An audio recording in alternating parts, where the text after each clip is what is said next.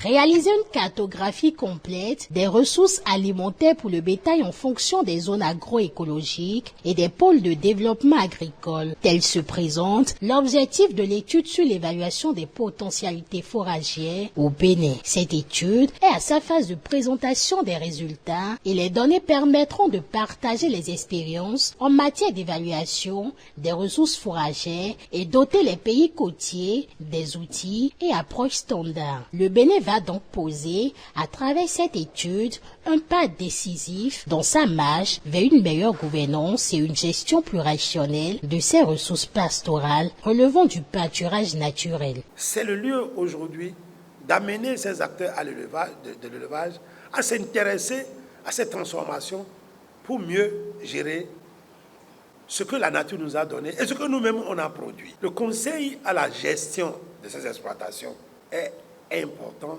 et obligatoire aujourd'hui. De plus en plus, nous mettons de l'accent pour renforcer les capacités de production au niveau de cette branche de l'économie nationale. Systématiser les vaccinations, assurer une couverture sanitaire, faciliter l'accès à l'aliment, aux compléments alimentaires et les conseils agricoles pour pouvoir gérer ce pan de l'économie.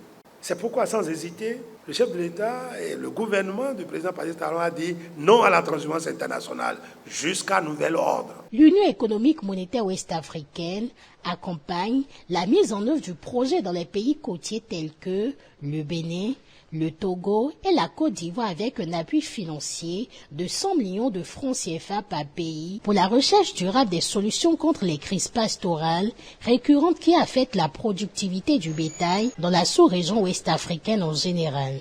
L'évaluation des potentialités fourragères devrait permettre aux États concernés, en l'occurrence au Bénin, de disposer d'informations précises et de données fiables pour suivre l'évolution du potentiel fourrager, maîtriser la capacité de charge pastorale et envisager des mesures conservatoires pour réduire les conflits liés à l'accès aux ressources naturelles pendant la transhumance et les mouvements d'animaux dans les pays côtiers. Cette étude intervient dans un contexte où le Bénin a fait le choix de la sédentarisation des élevages de ruminants. Les acteurs sont donc invités à la suite de ces 4 jours d'études à plus de détermination et d'engagement afin d'aboutir à des solutions durables. La collaboration avec les acteurs est devenue une chose réelle.